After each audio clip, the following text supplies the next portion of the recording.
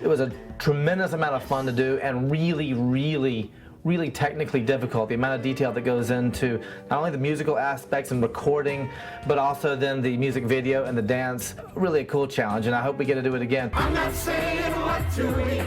Life is short and life is sweet, and meat is life, so I repeat. Please respect me. My name is Meester from Sunnyvale, California, writes, Dear Greg Garcia and work friends, does Mr. Turtle have a stunt double? And also, is Mr. Turtle really a mister? Of course, Mr. Turtle has a stunt double. Actors don't do their own stunts when they're valuable members of the cast and something could go wrong. Usually get some dumb, big, stupid guy to double for the actors, so we have a dumb, big, stupid turtle, a double for Mr. Turtle. And as far as is Mr. Turtle male or not, I think there was an episode this year where we saw Mr. Turtle mounting a female turtle, and I think you can be pretty sure just from that scene right there what sex Mr. Turtle is. A Cat May Look from Columbia, Missouri asks, was the HR Puff and Stuff costume used for Randy's sidekick on the creative writing episode the real deal? If so, where'd you guys get it from after all this time? Do the Crofts have a yard sale or something? No, we didn't have a yard sale. As a matter of fact, we got it out of our warehouse. That is the original HR Puff and Stuff costume. Well, actually, Sid, we didn't get him immediately out of the warehouse because we brought him to Beverly Hills because we have the best plastic surgeon. So he's been definitely worked on so that he looks exactly like he did in the original series in 1969. Andrew from Vancouver, British Columbia asks, technically, doesn't vote for this and I promise to do something crazy at the Emmys mean you've got to do something crazy at the Emmys as long as at least one Emmy voter voted for the episode? Can you give us any hints about what that will be? Yes, Andrew, technically I guess it does mean that if one person votes for it that I have to do something crazy at the Emmys.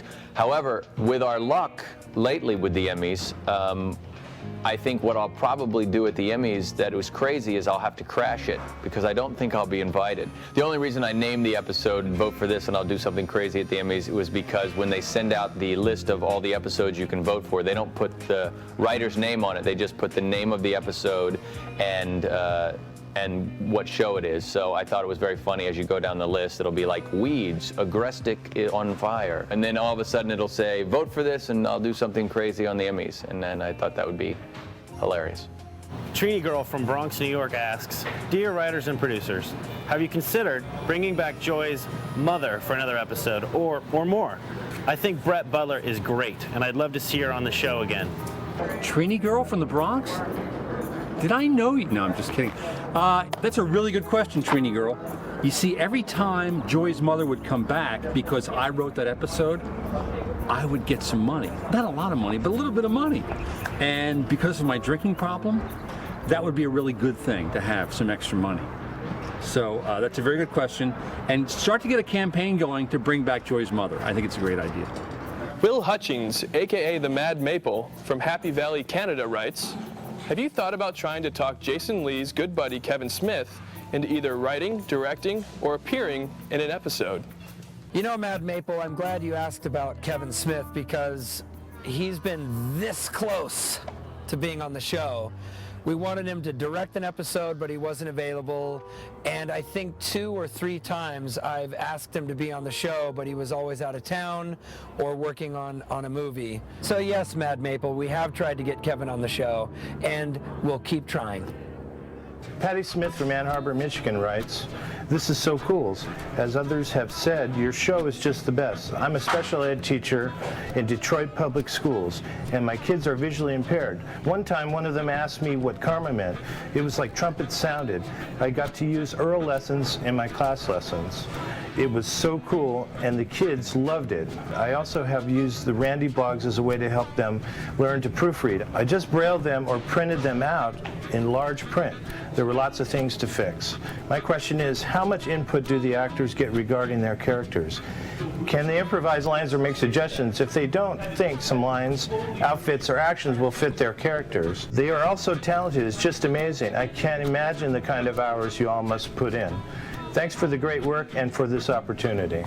There is not a lot of improv done And my own personal feeling is that anytime I hear an actor say my character wouldn't do something or say something, I feel that that's just kind of the actor being lazy.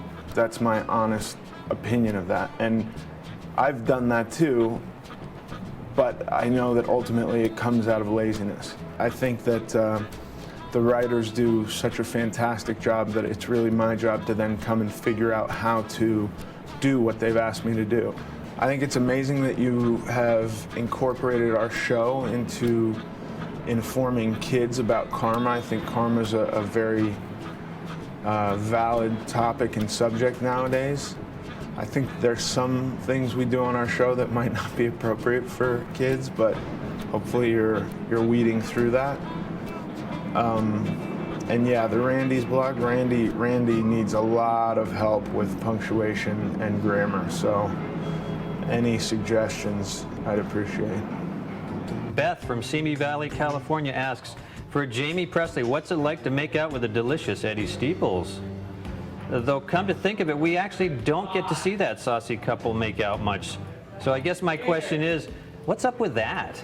The reason that you don't get to see us make out as much as you're saying you would like to see is because it's television. It's not HBO television, it's network television, and there's standards. So we can only show so much in an 8 o'clock time slot because it's family hour. And our show already pushes the envelope as much as it does. For an 8 o'clock show, we have to hold back in certain areas, and that is one of them. Victor from Tucson, Arizona asks, this season we finally learned the story behind Crabman's stint in the Witness Protection Program. I remember on Season 2 DVD commentaries you guys mentioned that you had considered ending the first season with an episode about Crabman and the WPP Witness Protection Program, but decided against it. Was the story we saw this season the story we would have seen then? If not, what changes did you make and why? And what made you decide to finally tell Crabman's story this season? Thanks for a great show. This has been one of the best seasons you've had yet. Thanks, Victor. And here's your answer. Well, Victor, the whole witness protection thing has been knocking around for a while, and we just kind of used it for jokes here and there. And we knew we would ultimately pay it off. We just didn't know when we would ultimately pay it off. And we had a lot of different ways to go with it. We always kind of knew it was going to be with some kind of government agency kind of thing. We also were kind of building this story where he was kind of a bit of a badass. Some of the theories were that like he accidentally saw an alien, or there was all kinds of different things, or he went into a room and found George Bush playing poker with Osama bin Laden, or just there was all kinds of nutty things. And then ultimately we felt like season 4 was the time to do it. We had teased the audience enough. And we just kind of sat down and talked about what it was going to be, and we thought it was a great opportunity to meet his father and really show what that relationship was about. And so that way, the craziness of the witness protection and the secret government agency would be grounded in a real father-son relationship. Drew from Spartanburg, South Carolina writes, thanks for agreeing to do this. You're all fantastic. One of the great things about this show is the way that it's both hilarious and touching. I imagine it's not easy to do. With that in mind, how do you generally break your stories? Do you start with the plot first and work your way to the emotional hook, or do you start with the emotional hook and create a plot to surround it?